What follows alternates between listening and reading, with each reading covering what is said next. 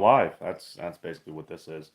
And I'm just doing this because I was going to probably video this and talk about it anyway. Um, so what I'm going to say right now um, is probably going to be a bit controversial. So there's a couple things I'm going to talk about. It's just in general. I'm basically venting here. Um, I looked at the rates this morning. I do mostly flatbed, and I just figured I would stay home, clean the house, and see my family a little bit longer since I basically stayed here. Hey, what's up, Nomadic Brick? Um, basically, stayed here for Halloween and stuff, and hang out with kids. Uh, what I'm going to talk about here is, I guess, the fuel crisis. Supposedly, a lot of people are saying it's not real. It is real. Uh, to be honest, I don't believe anything about it. Right now, if you're an owner operator or you're a fleet owner or what now, and you just come upon this video, I would just say expect the worst. Expect either maybe possibly us actually have fuel shortages, or definitely expect prices to start rising. Like especially after the election, because they're not going to care anymore, depending on what happens after the midterms here. There's not going to be any extra supply or I don't even know what you want to call it. Them pulling out the strategic fuel supply. There is going to be no more of that. So I'm going to say that fuel prices are going to climb no matter what. Probably worse than we've ever seen them. Uh, I've already posted a few things about like Breezewood, the $7.30 a gallon there, which I know across the street it's like almost a whole dollar cheaper. Well, 80 cents cheaper, but that's just they're not obviously price gouging. They know if why would you charge an extra whole dollar? So obviously they either got fuel at that price, or they're having to post it as price. There's no reason to price gouge what if you count the discount and everything. There's no reason to price gouge what almost $1.50, maybe $1.80. Um, that would be basically cutting yourself, cutting the hand that feeds you. Uh, so ju- just uh, just in that aspect, um, I think it's going to get worse. Plus, I've talked to a few people. I used to work in Philadelphia and everything, and I still have some friends out there. A couple of them run for Sunoco, the refinery right there off Passyunk, and they're having problems keeping their tanks full. Their supply is low. I guess they're making it as fast as they can. They just don't have. I don't know if the demand's too high, or there's not enough refineries to keep the supply going, but there's obviously something going on. Because they usually have multiple tanks full of fuel, and according to them, there's I can't remember the exact amount, but there's a lot that aren't full right now. So that might just be that one refinery. I don't know. Like I said, I'm just mostly speculating here. But if you're watching this, what I would say is expect the worst with fuel. Expect that it's going to continue to go up. Expect that you might pull up to the pump and might say it's out of fuel. We're going to go to what was it? I guess what was it? A couple months ago when we had that the fuel problem because the pipeline was shut down. Uh, I think we're gonna probably end up having that because if you also think about it, if we end up actually having a bad winter this year, and majority of the country actually gets plunged in the cold, frigid temperatures, uh, you know, heating oil and diesel fuel are practically the same damn thing. So, hey, what's up, Shannon? Um,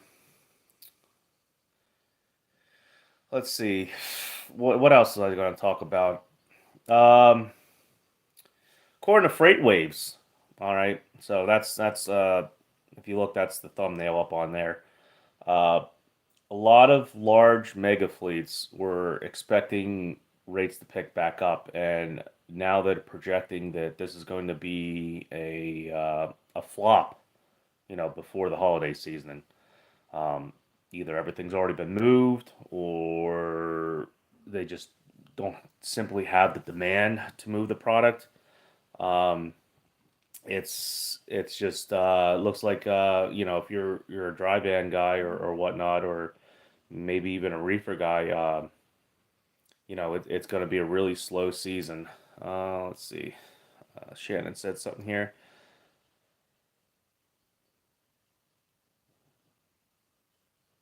Oh yeah, you ended up going into Nevada. You got paid decent going out there, I hope, Shannon. Um, I hope, but you know what though? Being paid decent now is like what, $3 a mile? Going out, I don't know what. I think you pull reefer, so um, in my opinion, $3 a mile to go out to Nevada ain't worth it. Um, let's see. Shannon Thomas is saying, I got a decent load all the way out to New York. Yes, I did good. Yeah. All right.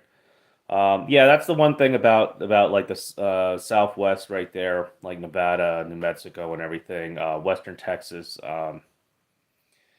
Unless you got a good carrier that has customers out there, you pretty much you better go out there for double or triple, um, because you're going to leave out of there with like a dollar a mile now, if you can even find anything. The market's so saturated with trucks still, it's ridiculous, especially here in the Northeast. And if you go up, past Pennsylvania, up into New York, like near New York City, northern Jersey, and stuff, it's spot. You don't want to be pulling from the spot market. No matter what you're in, reefer, van, flatbed, it's just horrible. All right. So what I was saying before was that FreightWaves, they have an article about basically the mega carriers are saying that this year's usually high during the holiday season is a flop, and they don't expect anything out of it. In fact, a lot of mega carriers are now saying that they're going to cut costs. They're trying to keep their empty miles very low. They're not deadheading like they were to the when I guess brokers or customers were throwing $5 a mile freight out there. They're not willing to deadhead 100 miles to go get it now, or 200 miles. Um, hey, what's up, Jerome? So basically, what that shows me is the mega carriers are starting to project that it's going to be a um, long winter, I guess. So they have tons of money invested into that analysis and analytics and stuff. So if mega fleets are already saying that this year is going to be a flop for the holiday season, it's don't expect anything to come out of it. We might have an uptick in my personal opinion, van and reefer, but I don't think it's going to be anywhere like it was before. Let's see. Yeah, well, like Schneid, like what Nomadic Brick said. Like, see, you're in a very good position there, because it's going to mostly be the carriers that are shielded right now, or the segments that are shielded right now are going to be segments that are reliant on, are like they transport the raw materials to make things that everyone relies on. It would be like if you were a frac sand driver, or crude oil or something like that, or if you're running between the refineries. That's if that ends up if you show up one day, or you're an owner operator, and you show up and they don't have product anymore, or they can't afford to pay you a decent rate, there's a lot more going on um, than just the customer doesn't have uh, product to sell. It's pretty much like the end of the economy right there. So like being part of like Hopper Bottom, farming food, part of the co-ops. You're always going to have work unless your segment gets flooded. Now that me personally, I do flatbed, and that's kind of what I saw when the rates dropped there in April. Is everyone hopped over to flatbed for the higher rates, and the flatbed segment is kind of inflated right now. And we're going into winter, so it's dropping. And then of course, there's a lot. I'm sure there's a lot of other companies that are seeing the economy slow and um, cutting off projects and stuff. Like, for an example, Amazon there for a while had a few warehouses that they were planning on building, and they actually put them on the back burner.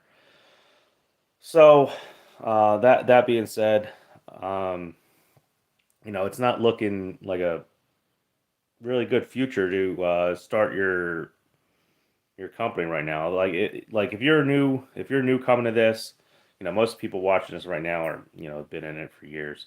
But if you're new and you're trying to buy a truck right now, uh, hold off on it. It's not going to be like 2019. It's going to be worse than 2019.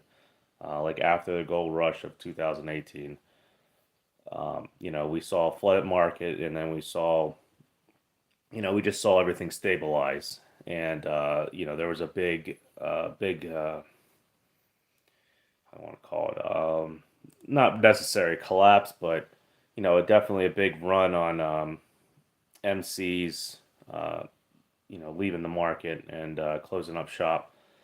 So I think we're going to have the same kind of thing happen now. But what I think's happened is there's probably carriers that have been able to save up some money, considering that we almost had what, a year and a half, just about 2 years of great rates, higher than we've ever seen them, and they've either they're either holding in there by uh, by a fingernail and hoping everything comes back, or they got some money under their in their bank, and they're just gonna play this out until the very end. Because I would have thought we would have seen a big decline in carriers and trucks on the road by now, but uh, it's not happened. All I have to do is to look at the used truck market and everything. Prices have dropped significantly, but they're not down to, you're still talking about 70, 80 grand for a 2014 Cascadia with 800,000 miles on it. Um, so yeah, I guess it all depends on the area, and I'm sure there are some dealers that are coming down in price and auctions, but they're not like what they were. I don't see dry vans for $4 or $5,000 going in the auction still yet. Um, once we come back down there, that was the before the pandemic, that was the normal price. You could pick up a dry van for $4 or $5,000, an old Schneider trailer, old U.S. Express trailer.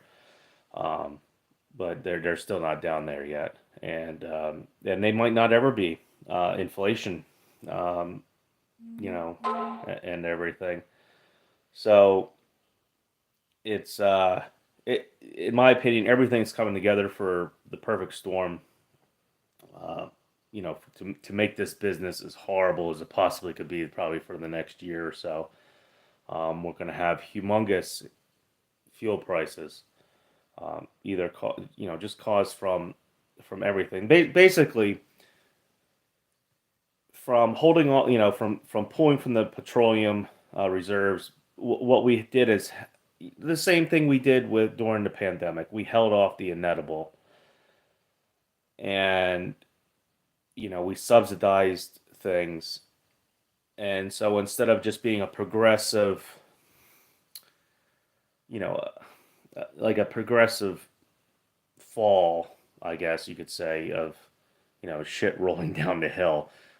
It's just going to be smacked right into our faces all at once. And I have a feeling it's coming to near the end of this year. That's when it's coming. I have a feeling that fuel prices are going to skyrocket. Um, probably the numbers that we never thought we'd see. And it's definitely going to clear the market up, but I have a feeling it's going to go across the whole entire economic spectrum, and we're going to be trying to come up with ideas to stay running and going here. Um, like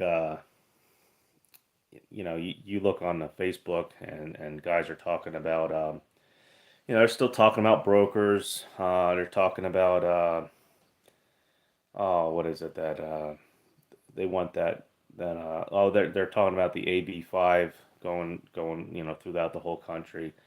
And there's so many mixed. It's almost like everybody wants something to blame, but they're all coming. They're not putting together the pieces of the puzzle. It's not exactly. It's not one particular problem that we're having here. Um, it's not necessarily the brokers. It's not necessarily the owner operators, and are the other so code professional drivers that we have. Um, it's everything um, coming together for like the perfect storm here, and I don't think a lot of guys are realizing this, and I don't think a majority of the YouTube channels, not cash or DIY, but majority of them don't don't really realize this. They're taking a particular niche, and they're how can I put this? They're pushing up their YouTube channel. They're profiting from it, or they're getting the uh I don't know what you want to call it, the attention that they want, and instead of actually coming out here and telling it how it is. I don't want to be the QAnon trucking guy, like the sky is falling or whatnot.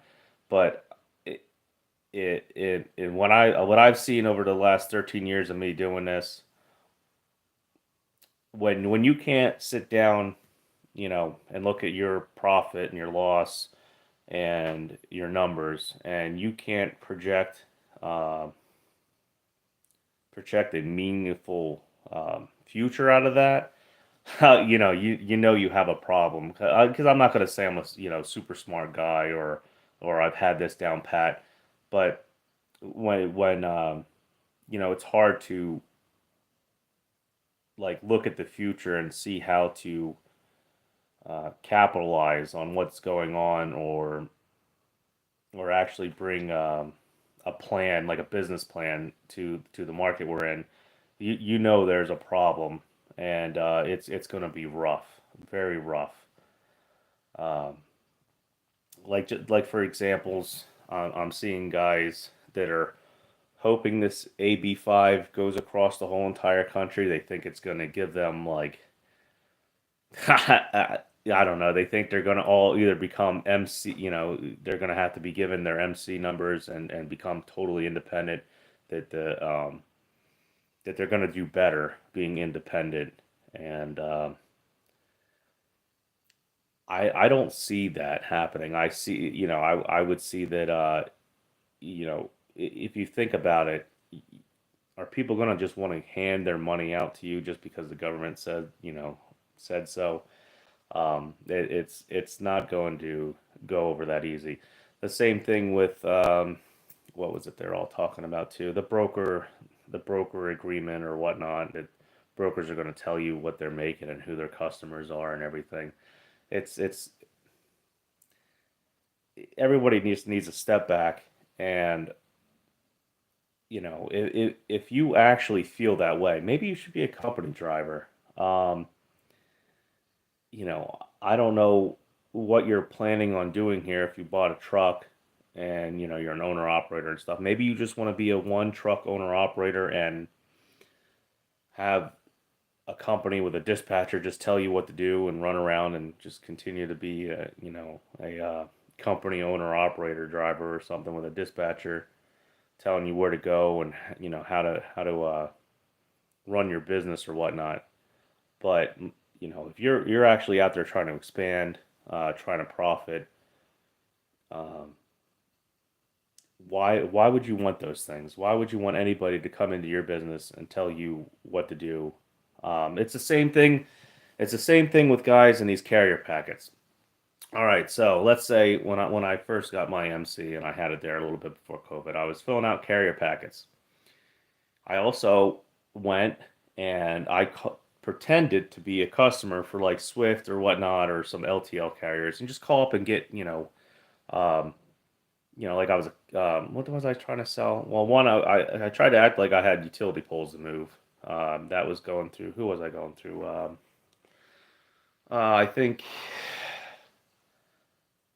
I don't know if I called TMC or PGT. I called a few carriers up and tried to get like try to pretend I had utility poles to move and try to get prices and like a set lane. And they gave me their cost. For let's say if the crane loading these poles went down, for detention and stuff like that.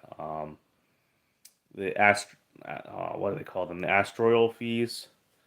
Um, they gave me their asteroidal fees, and just so I had a baseline of when I did these rate confirmations, when I did my own fee sheet for the brokers, what I would end up charging them for, detention, layovers, and maybe self unloading and things like that. And I made my own rate sheet. When I would send these rate sheets over with the carrier agreement, with things xed out, things changed, these brokerages, most of them were blown away that I even did that. Um, they basically said no, no, this whatever's on this carrier agreement uh, is basically what you're going to agree with, and if you don't want to, go somewhere else. So there are a few of them that I was like, okay, well, yeah, I'm not going to sign this rate confirmation if not rate confirmation, this carrier agreement if nothing's going to be in my favor at all. If you read through some of these carrier agreements, some of them are 5 pages long. They're small print. They got all kinds of stuff in there from what was the one I read? I can't remember the brokerage, but if you had claims and the claims were a certain amount of value, they could put a levy against your equipment. All kinds of nonsense. And guys are just they're not going in this as a business. They're going in this as a company driver that bought their own trunk, yeah, their own truck, and they're just winging it. They're winging it. They're not taking any of the time and see what's actually on these carrier packets. They're automatically going to brokers. They're doing the point and click brokerages because it's easy for them. Because either they were with Schneider and they were going off their board, or they were with JB Hunt and they were going off their board. Um, it's turned into like there's guys just being totally manipulated out of running a real business, and nobody I wouldn't say nobody brings it up per se, but nobody really thinks about it. They just talk about all the money that you're going to make as an owner operator, either leased on or as an independent. And there's so many, you can easily tell that there's a problem if you look at all the services that are available to an owner operator, especially an independent getting your own MC. You become to realize that uh, a lot of these guys going into business for themselves have no idea what the hell they're doing. You go just think about any other business you're starting. Like I was gonna open up an automotive shop before I was an auto technician and stuff. I couldn't just go online and automatically find someone to do the paperwork, the permits, and everything for my business. I could not do that. I had to hunt all that down myself. I had to call up the township, get all that information, find out, call up the DEP, find out, the permits and requirements for storing the oil, the used oil, and everything. I had to do that. I couldn't just easily call somebody up and pay them $1,000 to start my business like you can as an owner operator. You can easily just call. DAT offers it. All these companies offer it. They make it easy for you. Just hand out your money and we'll start a business for you. The problem is, most of these guys initially think they hand out their $1,200 or the $1,500 and they're in business for themselves. They're an independent owner operator. But the problem is they continually every month hand this money out. And they're not. They're in an illusion that they're working for themselves, that they're running their own business, and they're not, because they have no idea what their cost per mile is. They have no idea, um, how to even remotely almost do their own taxes, and they always rely on somebody else to take care of it. And it's just, it's starting to affect the whole entire market, I would say. Let me get to some of these comments here, if any of them are on here. Let's see, Shannon here. So she went from Sparks, Nevada to Saratoga Springs, New York. 5,300. Yeah, $5,360. Bottles of something. Um, you know what? I'm wondering if that might have been Shannon. That might have been like Arizona iced tea or something. If I remember correctly, I think there's a bottling facility out in Nevada that's Arizona iced tea. Um, let's see. She said it covers her groceries and expenses and gives me grocery money and gets me the hell out of there. Yeah, that's for sure. That's not everything's gonna be a win right now. That's what's really happening. Let's see. Hot seat. I'm playing it safe. I'm leasing with a solid company, riding the dip in the market, and we will see where the chips land. Yep, that's what I was planning to do. I was planning to get with a solid company, running out of Tyson over here, and I was supposed to either Friday or Monday to go get my drug test. They want a hair follicle sample and an actual we sample.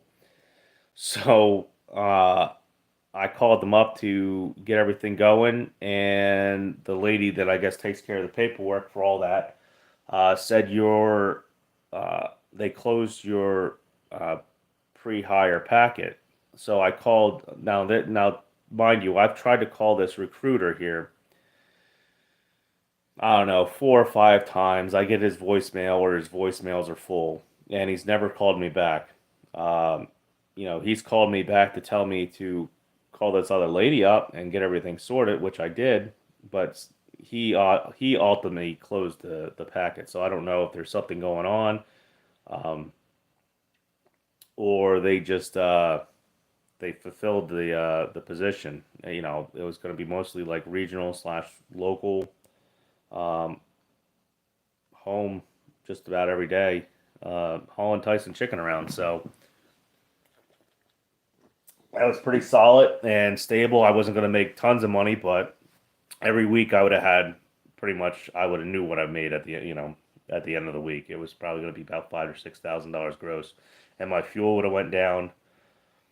Because the mileage would have went down a little bit, but these would have been like somewhat multi-stop, probably 2 or 3 stops, just on the East Coast. If you've ever done Tyson or Purdue chicken loads, and I'd probably go to Walmart, U.S. Foods. Um, uh, let's see who else I probably would have ended up at. Maybe U.S. Cold Storage. Uh, ShopRite, just your typical chicken, places that end up buying a lot of chicken. But I would have felt safe. I'd have felt more, I'd have been able to calculate my bills for the end of the week easily. it would have been a projected, uh, pretty much a projected profit the whole, entire time. You wouldn't have weeks where I would end up, doing an $8,000 gross week, and then the next week I'd do maybe 4 or 5 grand, depending on where you end up after you're 34. Or I've been doing a lot of multi-stop, which has been paying me more. But the problem is, usually flatbed multi-stop's easy. Bang, bang, bang, off and on, and you're good to go. But I've been getting a lot of places, especially with steel, they want appointment times. Well, the next thing you know, you start getting appointment times. You show up, and you're there for 4 or 5 hours for to one load. What? A couple bundles of steel, a couple bundles of what was the last time I had? A couple bundles of it was tubular stainless steel. Same thing. I've been doing some rebar, like multi-stop, smaller pieces of rebar. Uh, I've been getting screwed with appointments, and unfortunately, a lot of these union steel places, they're set in their ways, and they'll get to you when they get to you. They'll take their 15-minute breaks. They'll take their smoke breaks. So it is what it is. So um, I'm just hanging in there, probably like everybody else. Let's see. Let's see. Come on with it. Said riding the dip. Do you mean riding the man dip? Yeah, the man dip. I don't know.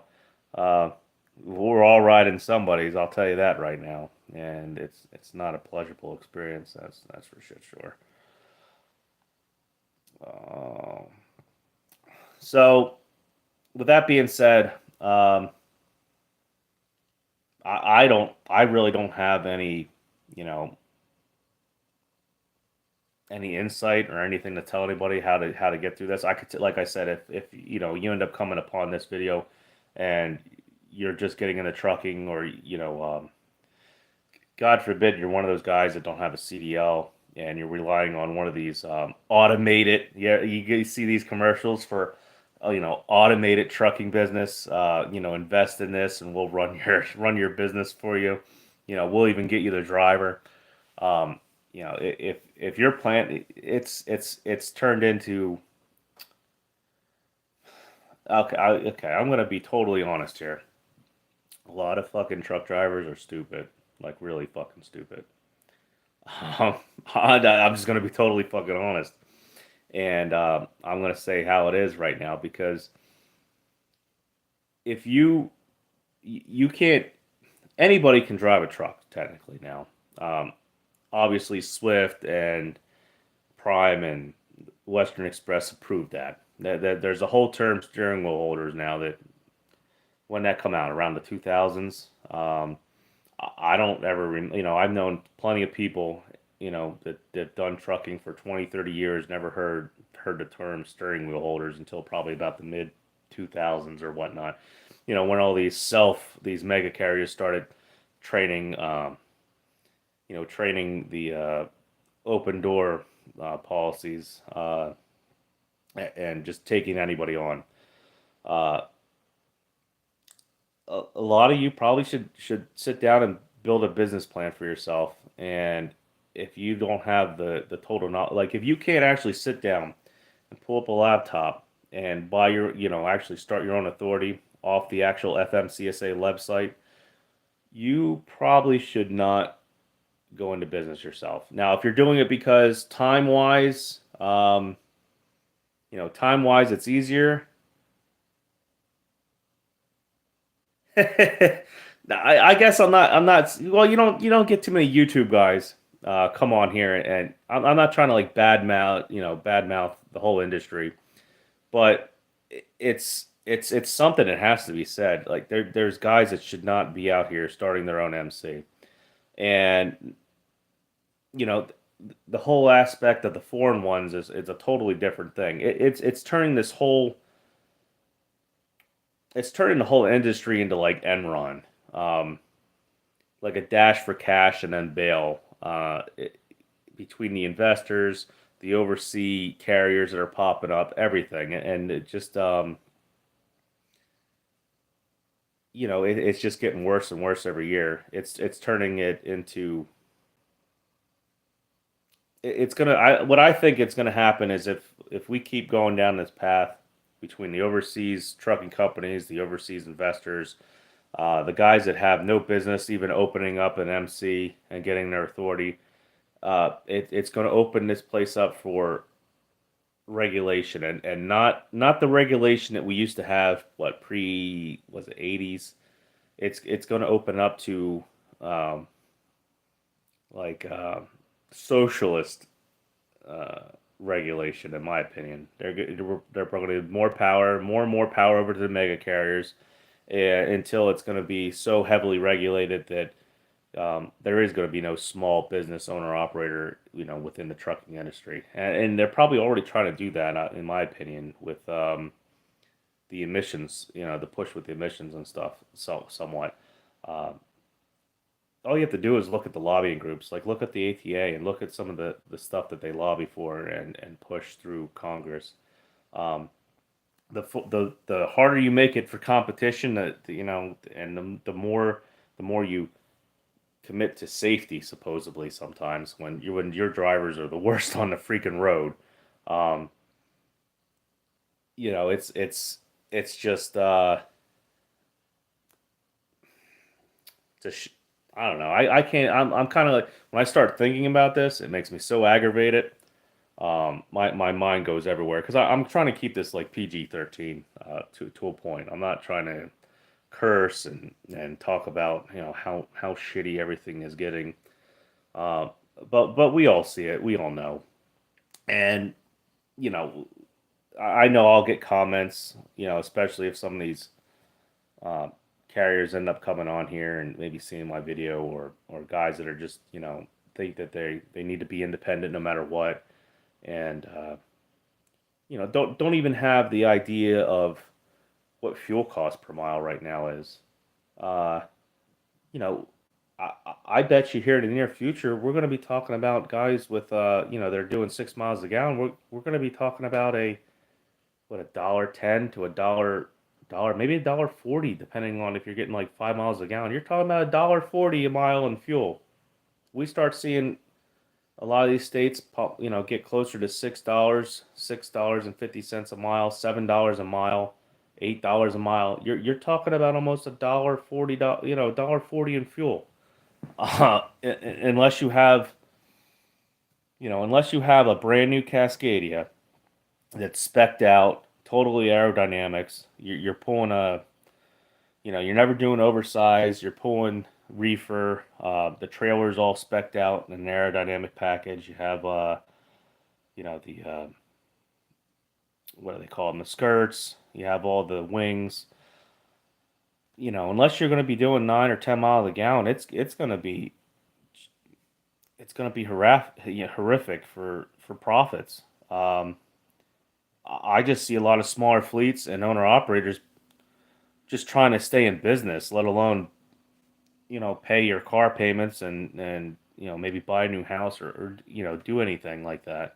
Um, you're going to be working to keep the business afloat, to pay off the truck note, to pay off the trailer note or whatnot. And I don't see guys talking to brokers and negotiating that. I don't see that happening. There's no reason for a broker or even a customer to open their pocketbooks.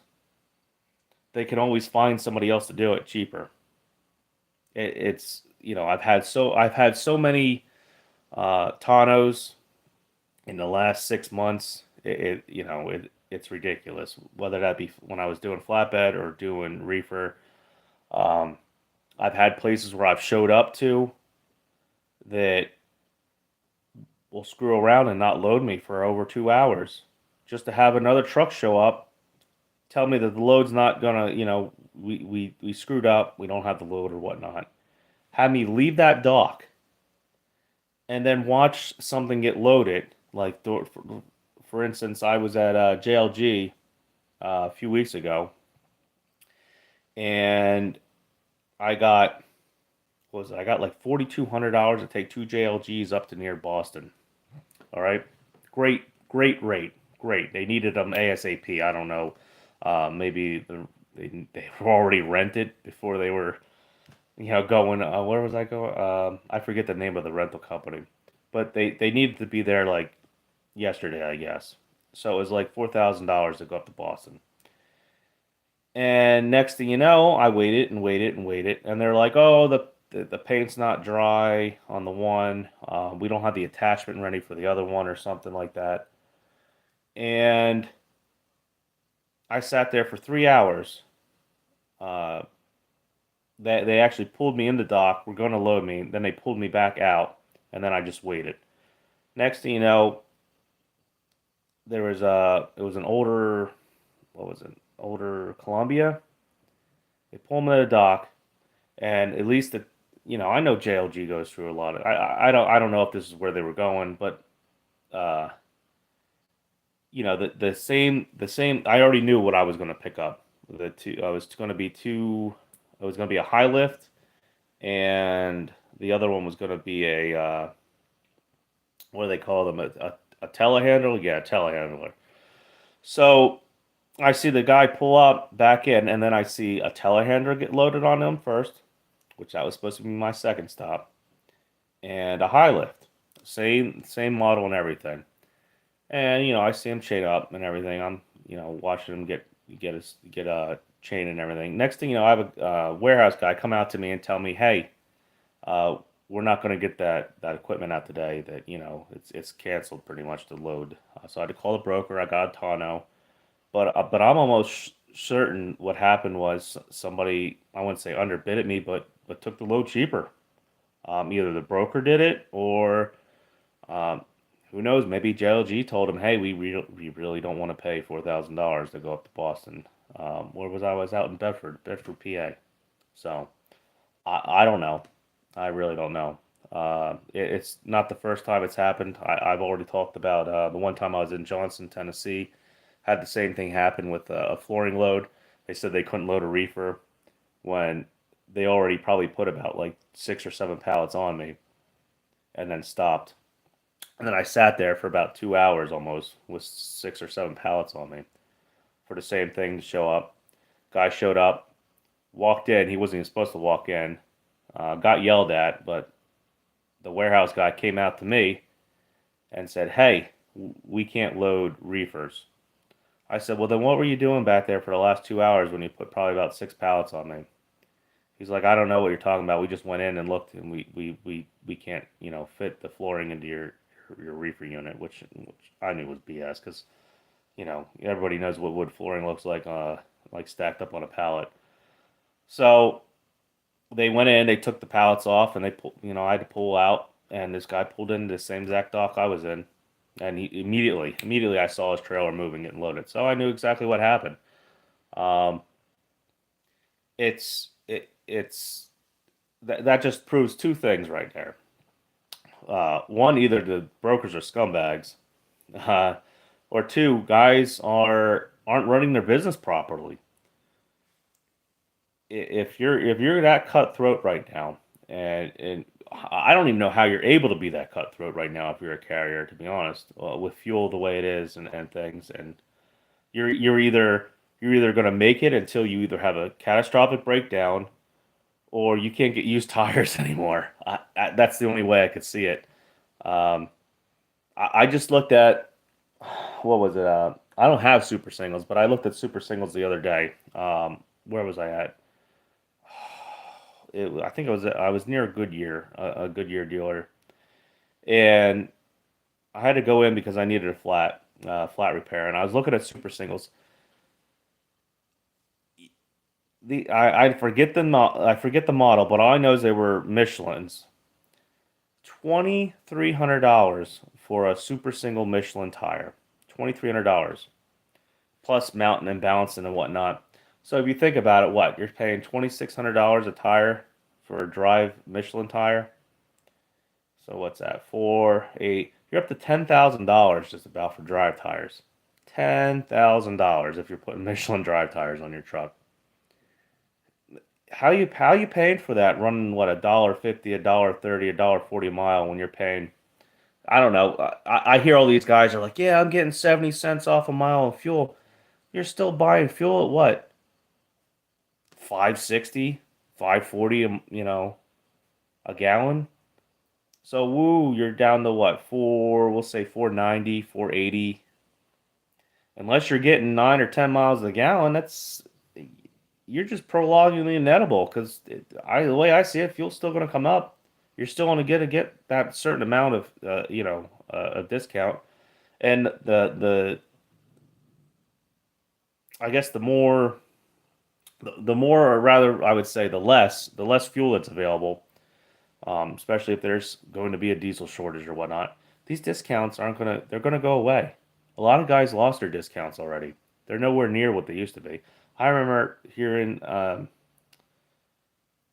was it Swift or Knight, one of the mega carriers. I remember when they had their ads for owners operators and stuff. They were touting like $1.30, $1.40 discount in fuel. I don't hear anybody talking about their discounts of fuel anymore. They used to put that right in the advertisement for owner operators, for their company. And I very rarely do I see that. Usually I see average is about 60 to 50 cents for a fuel discount. Um, so far, I'm still trying to use Mudflap as much as I can. And if you're in the Northeast, I unfortunately I live in Pennsylvania. I end up having to buy Pennsylvania fuel every once in a while. It's just what it is. So therefore, my costs are higher.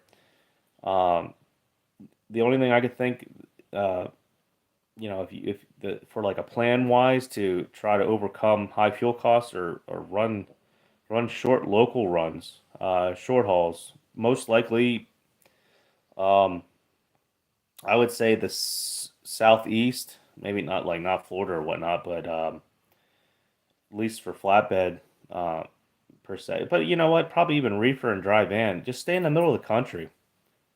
Try to stay there. You're gonna gross less, but you might still profit more. Um, that's the only thing I could really say right now is just stay in the center of the country if you're hurting. Oh, let me try to read some of these comments here. Let's see, because it'd be different. I had a laptop in front of me. I'm getting way far away. Oh, wow. All right, so I'm gonna start here. Somali and Afghan refugees are getting free CDL training in Wisconsin. Yeah, I could. Yeah. Well, it's just like what Cass said about look at Maryland. You only have to straight line back. The whole the whole FMCSA is a joke. Uh,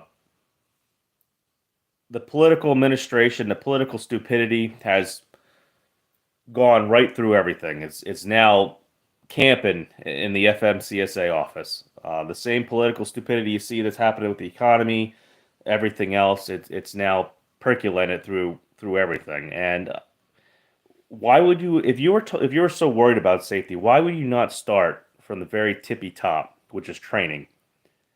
No, no, we're gonna lower the age down to 18. I've even heard supposedly, all right, supposedly there's been talks with the ATA and I don't know other lobbying groups to try to get it to get some of these states to allow what do they call it, the I guess training, CDL training at 16 years old as soon as you get your license. They're trying to allow that. And I don't know if they're gonna, you're gonna have it while you're 16 and then either become interstate or whatnot. But there's no purpose to that. They're just they're doing the same thing they're doing with the dollar. Money printer go burr. Truck driver school go burr. They're doing the same thing. They'll get it so much where they can pay anybody what 40 cents a mile, and they'll find somebody to do it. Somebody will end up running it because they'll be able to get a new driver in the next day, just like that. And that's what they did before. You just did. You had people. That's the same thing with automatics. Not necessary. I guess they have more control of the fuel costs, but anybody can drive an automatic. That was the biggest thing that kept. All right, I'm not trying to be sexist here, but that was the biggest thing that like kept women and fake men, I would say, out of trucking is having a manual transmission. Now I know women that own their own what is it, their own dump truck company. Been driving 13 and 18 speeds with their dad since they're like little girls. But the majority of I would say the Walmart employees that the greeters and stuff that have now become truck drivers is totally ridiculous. Just anybody can hop in, and when you do that, you flood the market with free cheap labor, and that's exactly what's happened between I would say between the foreign, the big explosion of foreign carriers and foreign workers, and just making it easier for everybody to come out here. And then they tout that everybody's going to make $100,000 a year. When you're making $400 what a week at Walmart, and you come out to and get your CDL, and you start making $1,200, you doubled or tripled your pay. You think everything's great. Guess what? You're going to double and triple the way you live too, because you're going to actually try to live like a human being. You're gonna have a decent car. You're gonna actually get an apartment that you can, and get out of your parents' place. You're gonna, actually live, what we used to call middle class. You're gonna become somewhat middle class. Um, I wouldn't even begin to, know what you would call the classes now, because everything's so screwed up. There is no such thing, in my opinion, as middle class, because everybody can have the same stuff as you. It depends really where you live and how nice your stuff is. It's I don't even want to get into economics. I would lose my shit probably. Hey, what's up, F8? Uh, let's see. 469 in Indiana today, 7 miles a gallon. Yeah, yeah, that's great. That's you can still profit easily off like what $2 a mile freight with that. Um, you know, I hope it don't get I'm not gonna say I hope. I know it's gonna get worse, and I I really just wanted to come on here and just vent somewhat, but then again, I also kind of wanted to give some advice because what I see Lone Mountain show up on my Facebook page now all the time. I guess now that they have trucks, and I see guys commenting in it, and they're like, "Oh, I can't wait! I'm gonna be out there July to put my $8,000 down on my 450,000 mile Pro Star or whatever they're trying to sell." And I'm sitting there thinking about what I've been grossing and what I know in the industry, and these guys are all greenhorns, and what they're going to have to put up with and deal with. Um,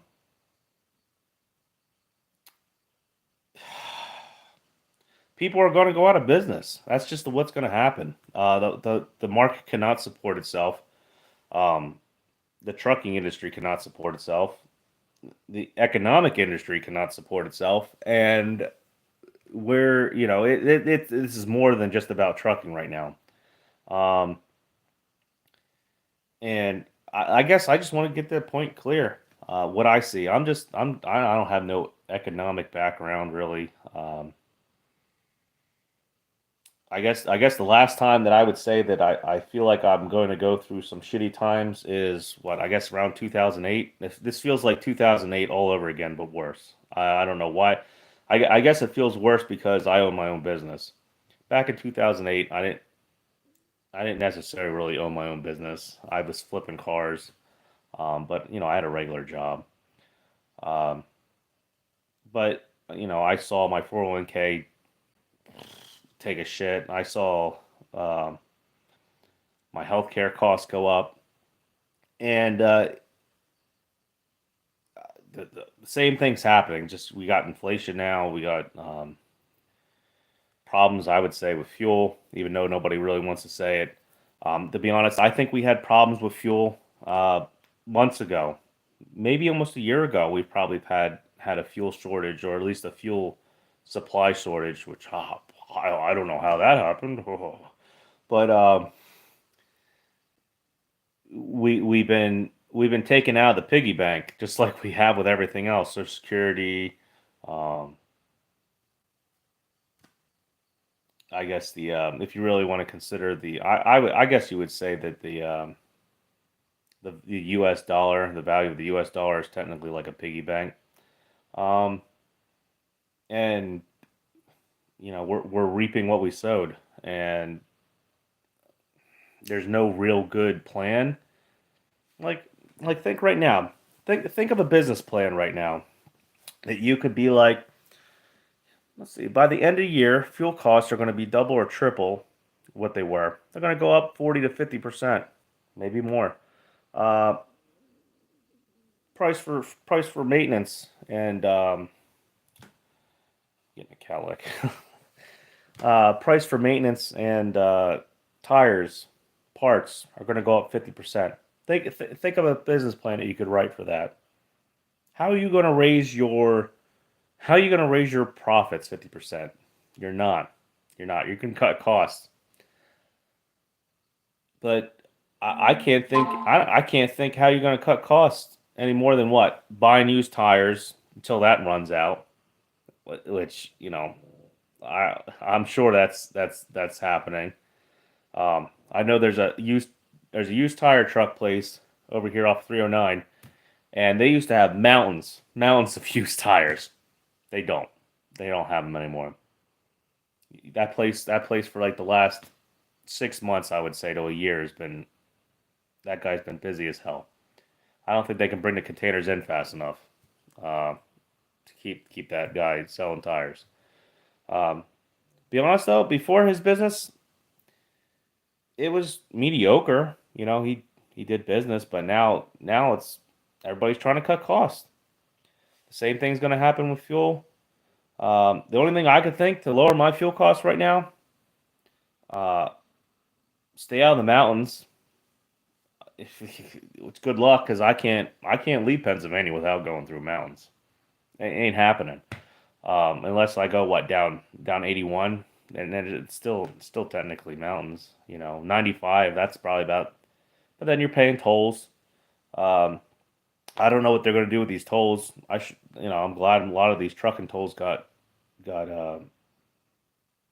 defeated, but costs just keep raising. Yeah, rising. And the only way I could see to survive is if you were able to grow, grow and save right now, because I know a lot of guys are thinking about. They're like, oh, we saved up some money. We're going to ride this out. I think this is going to go a lot longer than a few months. I don't think we're going to see a boom in the summertime. I don't think we're going to get out of this rut until what, maybe 2024, 2025, in my opinion.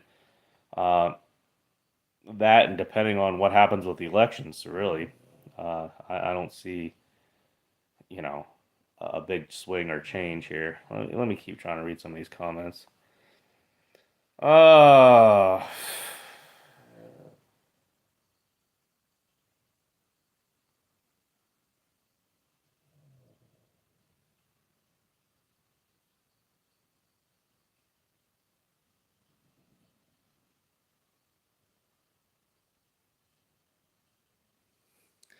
Actually, I don't really comment. I really don't comment on Lone Mountain much. I used to make fun. I know when Lone Mountain had the Max Force trucks on there. I used to troll that because I can't believe, guy, you could just go on YouTube or Google it for 10 seconds. Like that's an example to me of stupid truck drivers. They're gonna go get a $40,000 loan on a 2000. They're going, oh man, I got this great deal. I found this 2013 Pro Star, and it's got like 200,000 miles on it. It's the best deal ever, and they only want 40 grand for it or 50 grand for it. Because I was seeing them go for 50 and 60 grand during the pandemic. These Max Force, I can't believe they're still around, and the guys have no idea what they're getting themselves into. Just all you had to do would take the time out and be like, what engine's in this thing? Well, let me go online or on YouTube and type in Max Force engine and see what comes up. They're running their whole business like that, and I can't say necessarily that them running their business like that is affecting your business, but technically it is. There's just so much competition. Like, with the market being flooded with trucks, the competition's so fierce right now that yeah, it's affecting your business. Um, Now competition can be good and competition can be bad. The problem is though, in my opinion, at least in the trucking industry, everybody's kind of more on a we're a little bit more on a level playing field, uh, considering competition. And there's a lot of things that changed it. Point and go booking really changed it. There's a lot of guys that I've seen post stuff on YouTube, and a lot of these fly by night dispatchers that's all they use is point and click apps for their loads. you know, and most all that, like I've seen JB Hunt and all that stuff, 360. It's all a race to the bottom. Nobody's making out there. Who's making out of that? Who's the brokerage? JB Hunt? They're the only ones that are making out on that. You really think that when they posted that load, what? Sometimes you'll see JB Hunt. They'll post a load for what, $2,000, or sometimes they'll post it for nothing. And of course, you'll get the first couple guys that'll post it for, let's say, they'll put 6 or 7 thousand on the load, and next thing you know, you see a broker show up. I don't know how JB Hunt does it. I know I was trying to think of the app, the brokerage. I was it a brokerage? Yeah, it was a brokerage that had their own load board, and they kind of did the point and click thing. But you could still call them up. It wasn't as hard as JB Hunt is to call up, and you still call up and negotiate the load for with them, or if it's the actual broker you got a hold of for that load, you could take it instead of them having to wait for the point and click and the bidding war to stop. But I would see like a carrier bid on the rate. Let's say they put $6,000, and then a broker come in and then say $4,000 they could move it for, and then another carrier come in and say $3,000. Next thing you know, they took something that started at $6,000 and brought that damn thing down to half, like $3,200 or something like that. Um, and the only people winning on that are the brokerages, or maybe the customer per se.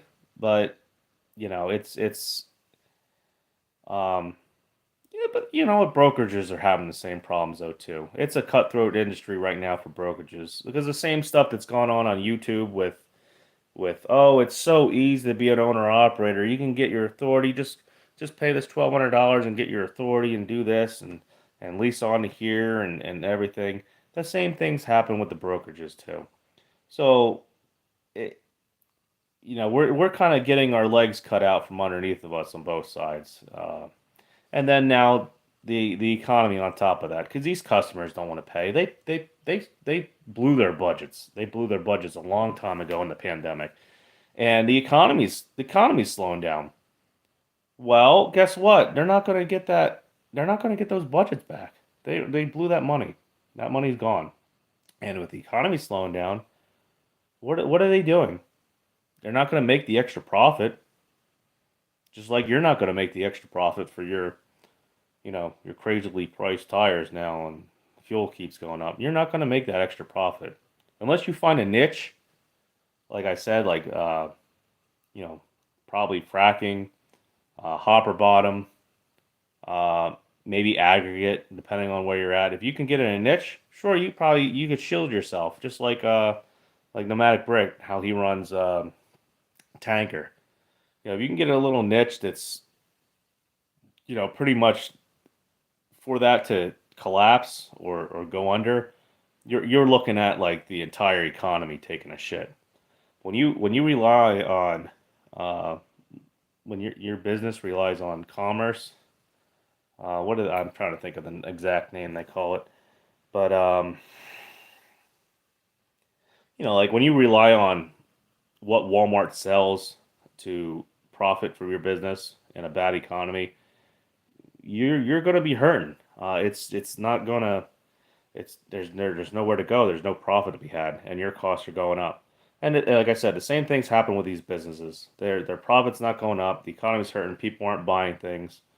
Um, so it trickles down. It's the same way, like guys right now. I'll say with flatbed. Sure, you might be hauling a what, $400,000 or $500,000 Boeing engine to Boeing. They're building that airplane right now. But do they have new orders coming in? Are there more people going to start flying when the economy starts tanking here even more? No. In fact, some of those orders might get canceled. It's just like I don't know what Kenworth and them are going to do. They hired all these extra employees to build all these trucks, huge demand and everything. Some of the stuff's still sitting because they don't have chips for it. What's going to happen? It's like uh, it's like we threw the body in the grave before we started to dig it, and wondering why it's so hard to dig because there's a body in our way. Um, I don't see things getting better. There's no way to get better. Like I said about with the oil reserves, we're taking oil out of the strategic reserves to keep prices down. Eventually, it's going to run out, and we're just fighting the inevitable. It's the same thing when during the pandemic when we were handing out money. What was the end? What was the end plan for that? Uh, you know, eventually the money's going to run out. Eventually, the economy's not going to be there. We're just going to have stagnant growth for the next 4 or 5 years. Why? At least during that period of time, we were what? We were doing $5 a mile freight, making money hand over fist. Then when we were making money hand over fist, dealerships are raising their labor rates. There were part shortages, so parts went up. Uh, Dealerships were paying more money I mean, not dealerships, but trucking manufacturers were paying more to get their goods, more to get their parts. They saw how much money we were making, so they priced their, priced their trucks accordingly. Demand. There was tons of demand there. They want to make money, and it created the perfect storm. And that's what we're in right now. We're in the perfect storm for. I it in my opinion, it's a depression. That's like the same thing with the fuel and everything. We, it might not have been. It wasn't right away. Um, the same thing with the pandemic. They took money and they gave it out, so it kind of prolonged the inevitable. And so instead of a straight drop, we just had like a very slow descent into this. And the problem with that is when you have a slow descent, instead of, I don't know, a couple thousand people being involved in it because the others all lost their business or their house or whatnot before that, you're going to have half the country involved in the depression now. Everybody's going to be involved in it. Look, repos are up. I don't know how these banks are doing. I know for credit. I know a lot of my credit cards. I have 100% payment history. 100%. They all dropped. A lot of them dropped their damn what do you want to call it? Their credit lines. Most of my credit lines are only a couple $100 to maybe a couple $1,000s of what they were. I had a Capital One card. It was like $25,000. I only had it was a business card. I only had maybe $4,000 from repairs sitting on that card. They dropped the limit from 25 grand down to 8 grand. No explanation, no reason. They just did it. But you know what? It wasn't just them. My personal people I've talked to, same thing. Um, my my uncle, I was talking to him just recently during a Halloween party. He has a small business. He has a contractor Home Depot card. I forget what he said it was, but I know it's like up in like 60,000 range or something. They dropped it down to 30 grand from 60. He has a running balance of I don't know. I think he said like $14,000 on it or something. They're all worried. Everybody's worried about what's going to happen, whether or not people are going to be able to make their payments and shit. Uh, let's see. Snorlord here. The government's going to help us conserve fuel by restricting us to 60 mile an hour. Yeah, that's what I said earlier. I don't know if it was cash or whatnot, but they're gonna that. that whole what was it in the 80s when they dropped it down to 55 mile an hour or 70s. I forget when they had that fuel shortage. Um, dropping the miles an hour down. Traveling 57 right now. See, I'm okay with running around slow. Like if I get on the, let's say, the Pennsylvania Turnpike, most of the lower part of the Pennsylvania Turnpike is like 60, 65 still when you get near to like Philadelphia and everything. Plymouth Meeting or whatnot. I'm fine with running around at 60 mile an hour then. I know I'm still getting buzzed by, but it's not as bad. What I could not imagine, and I've come upon to it. I like being on like 35 in Texas when everybody's doing 80 and 90 mile an hour, and you're sitting there doing 60 mile an hour. And let's say you're sitting here with this line of trucks, and you want to get off this exit, or you want to go over or do anything, or how about traffic yielding to get on when we're all stuck at 60 mile an hour? It's going to be a complete and utter disaster. And just like anything else the government plans for, they don't look into things long term. They just whatever they can help their lobbyists or whatever. That's all they think they look. They look about as far as they can see the piece of paper or the donations being put in front of them, and that's about all they care about. Like I'm still surprised that we haven't had this. Remember what was it last year or 2 years ago? They were talking about insurance. They wanted to change it up to like what $2 or $3 million. I'm surprised that's not coming back up again. I think it got shot down, but um, you just keep lobbying it. Keep going. Eventually, somebody's going to say yes to it, and you'll get the right judge. Oh, let's see here.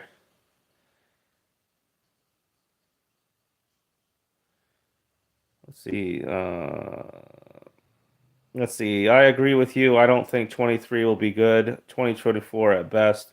Though, I know everyone's hoping for 2024, but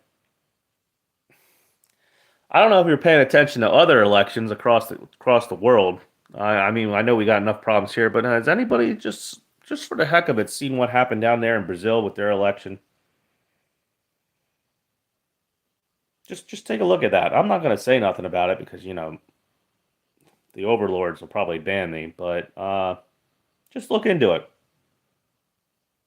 Remember when that guy got elected down there, and the tremendous, you know, I guess you want to say the tremendous celebration that went through the country there, but everybody else outside the country was like, "Oh, it's the end of democracy for them." Well, now the opposite's happening. They're like, "Oh, democracy has returned." Well, right there, as soon as big media around the world, in my opinion, starts whatever they say, the opposite goes. So just take a look at that, and I think that might be what's going to end up happening again. And even if it doesn't, man, you better have a huge shovel to get out of the mess that we're in right now because it's gonna take some time to get the hell out. Um, yeah, that's all I'm gonna say without trying to be super political. Uh that Tyson Reefer, they were hiring owner operators at Tyson Reefer Company. That's what I was gonna go into. It was an owner operator position.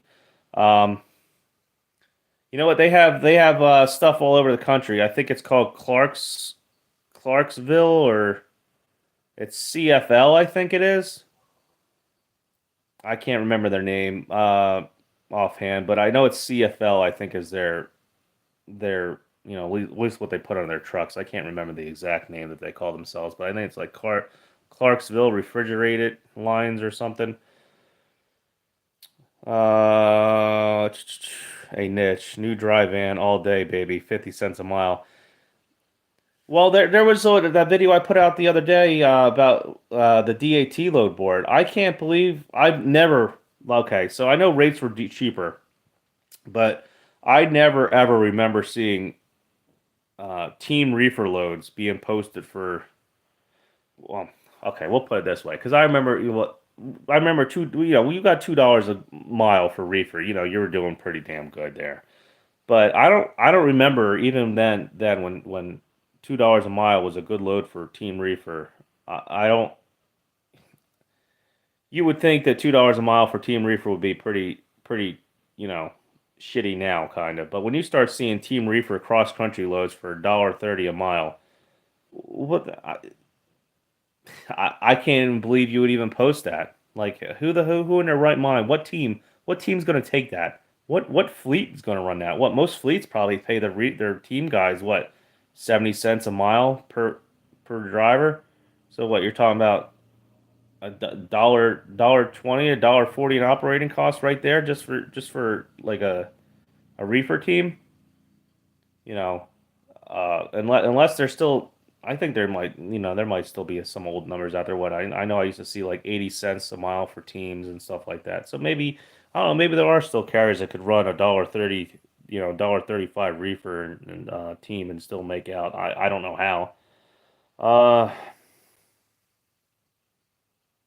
identify a trucker. Let's see. Hot seat. Identify as a trucker. I'm also a close welder. I don't fear unemployment.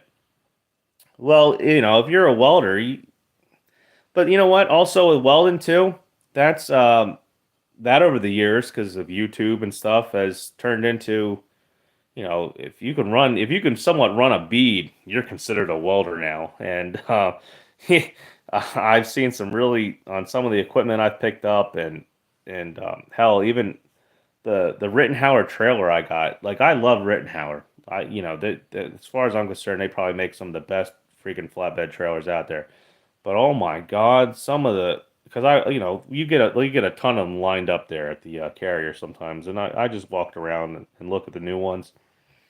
The freaking beads that are ran on them, oh my, they're atrocious compared to mine. I have an older one, and I don't know, maybe it's just because they were pumping out trailers so fast, they were just hiring anybody that could just lay down a bead, no matter what that bead really looked like or how it penetrated. I don't know. But it's just it's getting like that with everything.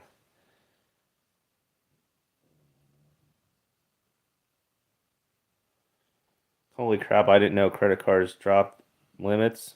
One of my cards raised the limits out of nowhere. Yeah, I've had a few that earlier, probably earlier in the beginning of the year. I had a few credit cards that raised my limits, but then again, I've also had a bunch drop.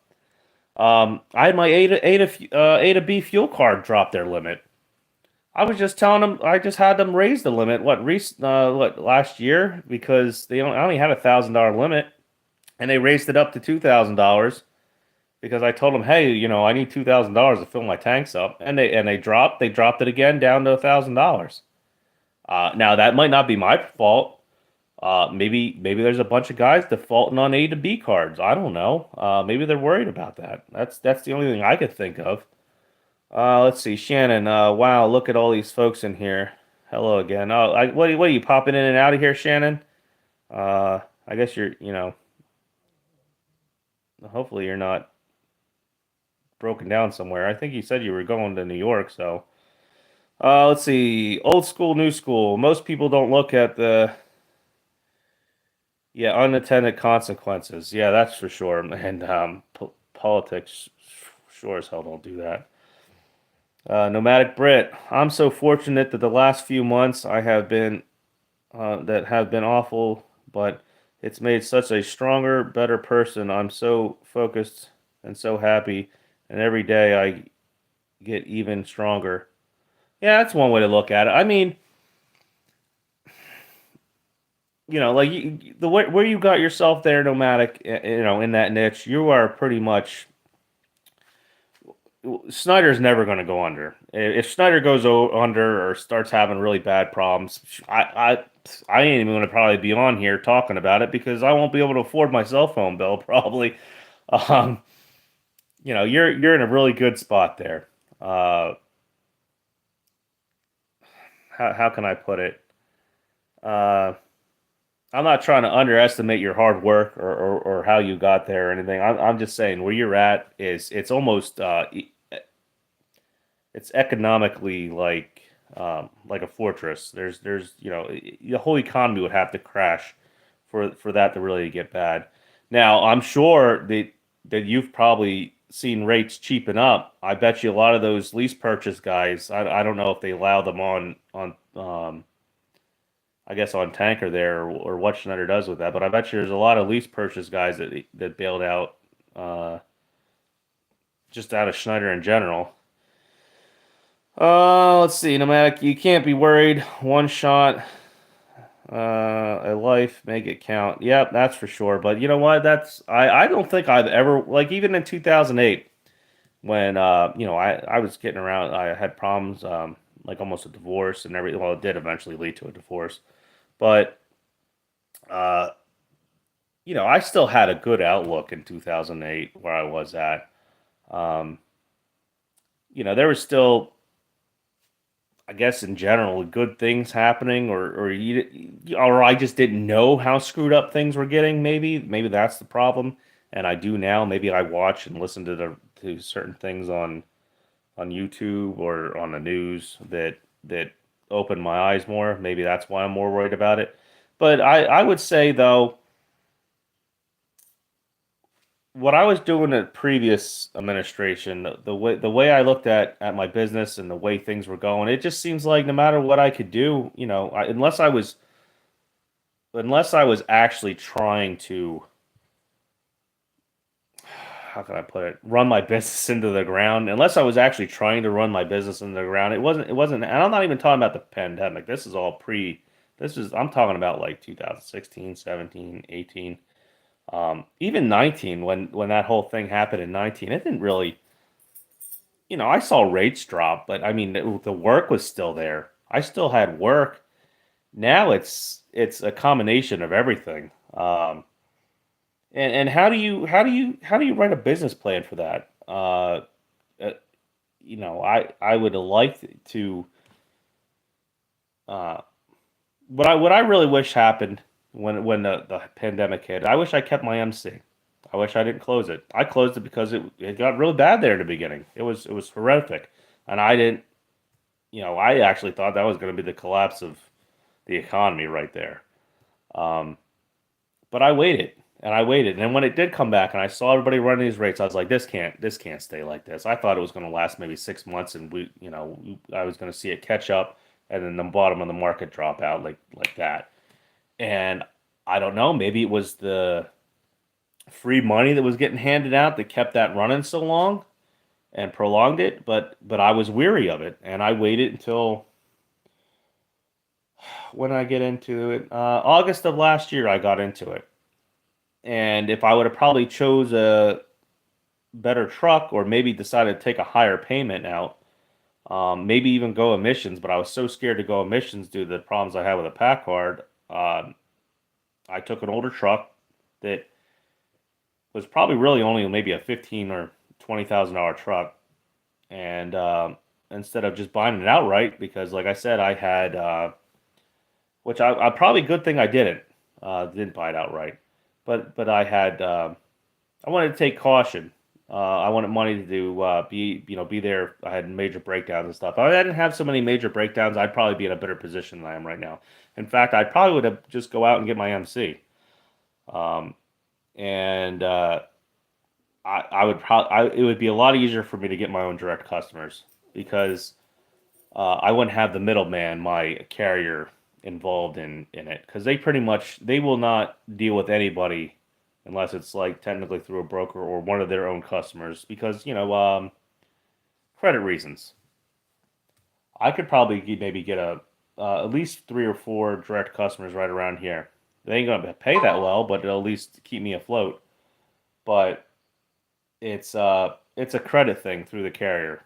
They don't want to take a chance, so it is what it is. Old school, new school said exactly nomadic. He agrees with there's only one shot. Make it count. Hot seat. Oh, well, no, this is Snorlord. Hot seat. I used to be a welder. I know, Mr. Snorlord. Welding is an art form. Yes, it is. It's a skilled art form, just like in my opinion, just like how trucking used to be, and how a lot of blue collars jobs used to be, were skilled art forms, and now I guess they've been looked down, so much upon by the Gen Z or the millennial generation because our parents, I guess some of the what do you want to call it? Some of the boomers started believing all this nonsense that college was the only way to go, and that's just what happens, you know. Uh, Geez, I know some landscape people that started their own landscaping business, and they're making million. They're actually contractors. They're subcontractors for larger corporate landscaping businesses, and they make $5 or $6 million. You know, yeah, I don't see anybody. Most parents aren't like, oh, why don't you try to start a landscaping business or become a subcontractor for a landscaping business or become a plumber or a lineman. Hell, there's linemen's making like $60, $70 an hour being linemen.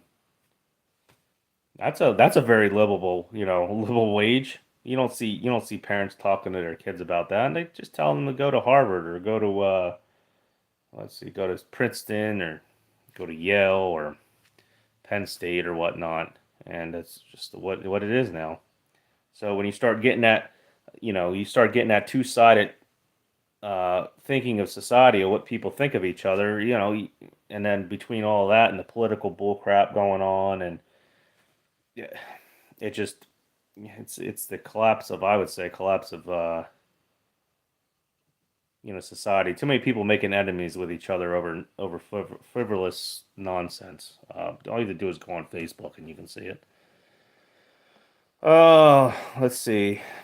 Oh, well, let's see here. Nomadic Brit was talking about. We normally have 110 contractors, but we are now at 50. What do you mean on the tanker side? I guess inexperience, overheats, and the wrong mindset are killing them.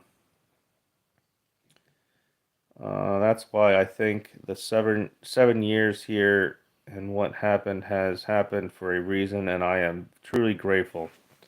Yeah, that's definitely how. Yeah, when you got whatever, I don't know if you were a lease purchase or how you got in with Snyder or involved with them, but you probably got in. Imagine starting now. Imagine doing a lease purchase now. I don't know what Snyder's lease purchases are. Um, I know where I'm at currently. I know their lease purchases went. You were able to like lease purchase a used piece of equipment, which you can't even get a hold of one now lately, for like $400 a week. The new pieces of equipment were going for like $600 to $800, and now they're up in the thousands. And hell, I heard last before Prime got rid of doing their lease purchases, because they don't want to sell the trucks. They were talking about anywhere around $1,400 a week, a $1,400 a week truck payment.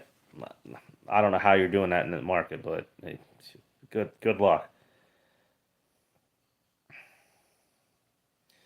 Oh, let's see. Come on with it. This year, I cash flowed three cars for the family members, remodeled a family member's kitchen with flooring, bought the entire HVA system for a different family member, and have cash flowed all of it. And I am still profitable on top of that. Yep, this year was the year to do that, I'll say. Well, previous, I guess you could say. Let's see. Shannon Thomas said, God will bless you more for that bill. I guess that's come on with its name. The question is how to find the similar contracts that I described before. I am a hero to my fam. Thanks, Shannon. Uh, hmm. Yeah, you know what though? A lot of people did that when times were good, and I'm wondering how many other guys bit off too much, too much that they could chew. I'm sure. Uh, well, I'm not talking about the guys that we all know about, but I'm talking about like the guys that we don't know about on YouTube that bought side by sides, new pickup trucks and stuff. Because the guys that we do know, I'm not naming names because I like them all and everything. I'm not trying to pick on them, but we all know that they can cash flow their toys and their houses and stuff, and they also have YouTube helping them out.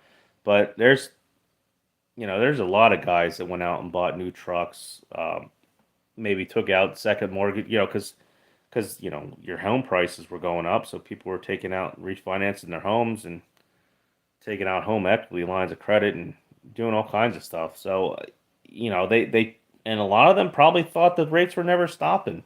When you're making $5 a mile on just about everything you're pulling, shit, yeah, and fuel was what there in the beginning. Maybe tops you're looking at like $4 a mile. That's just pure profit. You can easily run a business. You could screw up, have two blowouts a day, and you could still be able to be profitable. And I'm wondering about all this debt. Not necessarily for the people that got into it, but I'm wondering about all this debt for the banking institutions. I'm wondering if we're gonna have another bailout supposedly, or if they I don't even know how they could bail anybody out right now. But uh, yeah. All right. Pneumatic Brick said, yeah, it's tanker. Okay, so he's talking about the tanker division has diminished a little bit. I was lease purchased in 2015 and I paid truck off 2 years. Yep, yep. And yeah, 2015 wasn't, if I remember correctly, it wasn't. It was just a normal year.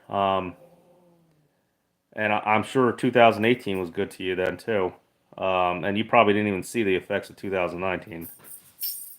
Let's see. Let's see. Sterling Trucking Delivers is in the house. Good old Sterling. He's running. I think he's running FedEx Ground now. Let's see. Hey now, America is too big to fail. Relax and watch it circle the drain. Yeah, yeah. I wish I was. I wish I was too preoccupied with my Twitter account and my iPhone and whether or not. Well, I did end up getting a new iPhone. It's in the mail, but um, I wish I was too preoccupied by those things instead of actually trying to come up with plans and ways to, I don't know, fix things or at least try to profit or stay afloat through all this.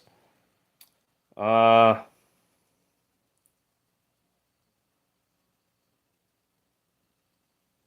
oh, come on with it. Said I did all that in the last 4 months when the market wasn't that great. Yeah, but I'm sure I've read some of your comments before though. You're smart. You probably really did good for yourself though when the going was good. And I think if I remember correctly, you got yourself a direct contract too. So that makes all different. Like I said, most guys that are running the spot market now, they're hot. Like technically me, I'm technically running the spot market. I'll get my carrier. Like I said, every once in a while I'll get an actual contract load or whatnot. But it's uh, even within in the carrier, you could say per se they overhired because they were making so much money. The same thing like guys are like, oh, I'm just gonna get out of this. I'm gonna go to Landstar. From what I've heard from people over at Landstar right now, Landstar is basically in the same boat we're in over here, the spot market. They're so bloated. Um, it's ridiculous. I think if I remember that I ended up watching a Freight Waves. I think or either reading it or watching a video about freightways with Landstar, and they were projected to they wanted to have 10,000 owner operators on Landstar. I think it was I don't know if it was the end of last year or maybe it was this year, and I'm sure they're there. They're probably over 10,000 drivers, owner operators on Landstar now. And the same thing's going to happen. It's happening in the spot market. It's going to happen over there to Landstar too. It's going to be oversaturated, and they already, from what I read and heard, they already have internally their oh, what do they call those? Their agents. Their agents are cutting each other's throats and stuff, and that just trickles downhill to the driver, the owner operators and whatnot. So. Oh, let's see. Nomadic Brit. I think Schneider Van IC has 2,200 drivers. I think, and now that's just drivers. That's not all owner operators. I would imagine that's just the entire fleet. Let's see. FedEx is treating me good. Commute is bad, but I'll be okay. Uh, I bet you. Let's see. I did some LTL for a while, and I was a feeder driver, and my commute was I think like an hour and 20, depending on traffic, because these were mostly all back roads to get to the actual yard. Um, but with traffic and stuff, usually it would be an hour to maybe an hour and 20 minutes. If there was bad weather, it might take me an hour and a half or an hour and 40 minutes to get over to the LTL carrier I used to work for. But I would do my feeder runs, and I would come back and I would work dock, and I'd work the dock until my hours were out, and then to have to, so I'd start at what? I'd be out there around 8 o'clock at night. I'd work until about like 10 o'clock in the morning or whatnot, and yeah, I'd be so tired. I'd come home. I'd just take the kids were already at school. The wife already left for work. I went to see them. I would get up just to have dinner with them, and that was it. I would have dinner with my family, and that's about all I would get out of it. And it was like $1,800 a week, but I was working for that. I was working for that 1,800, and I just got burned out. I was like, this ain't worth it. I had more family time and more. It I still had the weekends off, but the weekends I was so damn tired. I didn't want to do anything. I didn't want to do anything around the house. I didn't want to get anything done. And then Sunday night, it just all started up. Starts right back up again. You got to go do your LTL runs, your feeder runs, and um, it just wasn't quality time with the family. And I just got burnt out, and I said, screw this. Let's see. Is it I'll try to pronounce that. Dakanova. You aren't lying, Jackknife. They keep regulating trucking and changing the rules and running trucking. Yep, that's all they've been doing lately. They've been doing it for years now, but I would say I haven't seen it like this consistently or this amount. They're like bam, bam, bam, bam. Every time I pull up YouTube, there's Asia Maya talking about another regulation they're trying to impose on us. Um, and it looks like us commenting on it. It isn't really doing anything. I know the FMCSA's has these comment sessions and stuff in these periods, but they don't care. They're going to do whatever they want to do anyway. Um, See, I think it would be worse at Landstar with that 35%. Yeah, I would think it'd be worse too at Landstar with that 35%. I don't know. I don't know how exactly that works. I've had guys that I've talked to at Landstar. Well, they've had their own trailer though too, so it wasn't that bad. It's less when you have your own trailer, but I cannot see the rates being that much higher over at unless you're doing like specialized oversize and a lot of hazmat and stuff like that. I could not see the rates being much higher over there, because there's from what I've heard, there's internally like double brokering going on um, with inside Landstar. Sterling, there's a ton of bloat in the industry from all angles. All we can do is manage our own emotions about it. Yeah, that's true. Like I said, I'm not really trying to cry here. Well, technically, I'm just bored, and I guess my own emotions have basically said I just wanted to come on here and vent. I guess vent and hopefully get some new people to maybe see this and not add to the bloating, I guess you could say. Maybe save some marriages, save some people from going bankrupt, maybe save some people from committing suicide, or who knows. You put everything you have after watching weeks or hundreds of hours of YouTube videos and buy a truck and think you're watching older videos, or you're watching these guys. I'm not gonna say any names here, but that used to be rather prominent within the YouTube industry for trucking, that now are lease purchasing to you know Echo, or what is it, Ego Logistics, or whatever the hell, I don't it's that's a huge following he has, and I just can't believe. he's gone to that point, and I can't believe that the following that continue to follow him. That I don't blame him. He still puts out good content, but if it was me personally, I would probably just say what I was doing and just keep my mouth shut and until I built myself back up to where I was with my own truck and maybe my own authority, and then I would tell guys how to run their business and how to make money. But until that, I would not. I would have been scared even to let anybody know I was leased onto that company, really. Um, but hey, it is what it is, I guess. Uh, Come on with it. Can What can you do to find a solid contract? Everyone should always actively search for a solid contract. Um, with pandemic immunity, think of food, etc. Yep, that's true. Food, um, just raw materials. Um, like technically, right now, if I had the expendable money, which I could just put on a credit card, but then again, we're near winter here up here in Pennsylvania.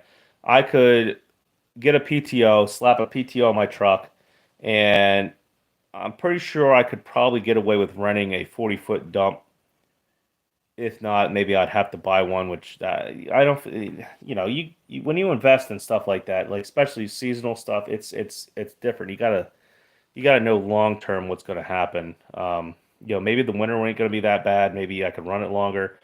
But right now, I could make $120 an hour just hauling aggregate to a, I guess it's a, I don't know what the heck call it, a blacktop facility.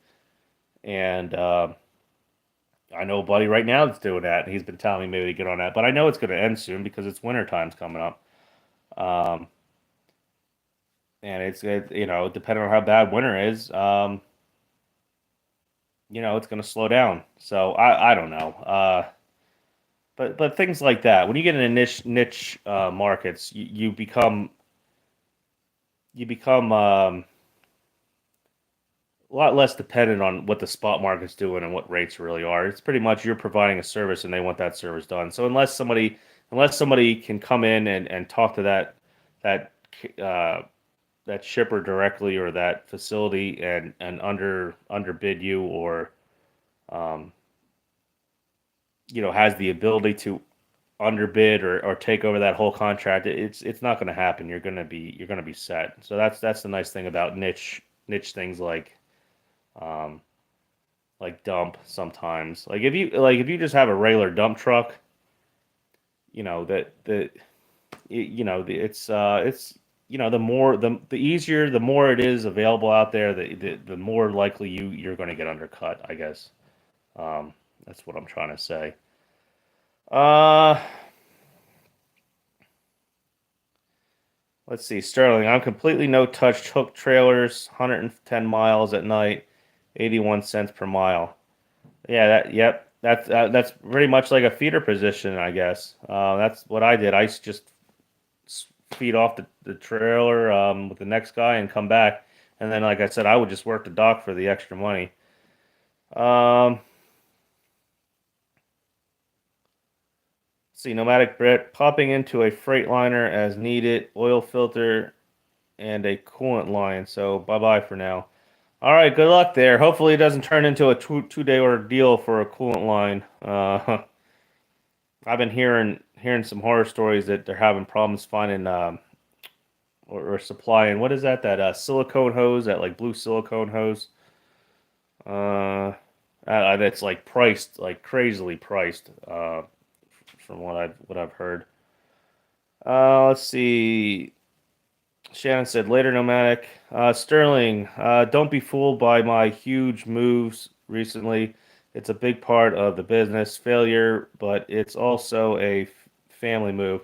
Well, you didn't. I wouldn't say you necessarily failed, Sterling. You just did better. You basically uh, evaluated, what's going on with the market and what you were able to do from the area that you lived in, and you made a move to continue to be profitable for yourself and your family or whatnot.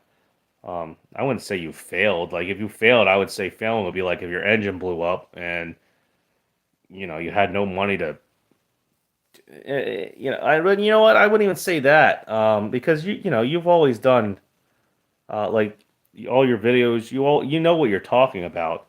You're not just one of those guys that just randomly go out there. I'm gonna get my MC. Let me pay somebody $1,500 to try to run my whole business for me. I have no idea what my costs are per mile, and I'm just gonna hire this foreign dispatch service, and I'm gonna be making $10,000. It's $15,000 a week. Yeah, no, you didn't do none of that. Um, TBT, hey, what's up? TBT's in the house. Good afternoon, everybody. Let's see. Thank you for your service, Jackknife TV. I wouldn't say I really have any service. I just, I don't know. I guess I don't. I guess I'm more of a glass is half empty kind of guy than a glass is half full. And I wouldn't say I'm a doom and gloom type of guy, but I'm more of a realist, and I really don't care what people think about me, and per se. Um, I just want to make sure that people actually know what's going on out there, and don't end up failing right out the box. Um, and just sit down and have a hard look at what your business plan is, and what you're trying to actually get out of trucking, and how much you're willing to put into it and sacrifice before you go and just buy a truck and become an owner operator or get your MC or whatnot. Because right now everybody just talks about how easy it is and how much money you're going to make and yada yada yada. And look at my cool truck, and that's great when times are good, but when times get like this, you know, the cool stuff isn't going to help you pay your bills. I guess per se is what I'm trying to get at. Those guys aren't gonna those guys aren't gonna come on your YouTube channel and donate money to you. They're not gonna help you out if you lose a cam. It's it is what it is. Like I said, people get too caught up in the nostalgia of being an owner operator and trucking that they lose sight of what happens when you default on $100,000 truck. You know how many years it's going to take you to get out of that rut. Uh, if you have a family, are you going to be able to still spend time with your family because now you're trying to uh, keep from defaulting, or what what's your wife going to think, or there's a lot more into starting a business than just how much money you're going to make. It could really change your life for the better, and it could change your life dramatically for the worse. Uh, Let me try to get some of these comments here. Drivers in trucking is a dying industry. There's only a few things you can extend your life in the industry. There's probably small food distributors within 100 miles of you that would. Yes, yes, that is true. That would have you. Yeah, I know there is. If I could get my own reefer trailer and my own MC, I could. I definitely come on with it. I could definitely have direct customers right now. Um, I'm gonna get going because the family's gonna come home here, and I'm gonna have crazy kids here. So I'm gonna catch you guys later. I'll see you.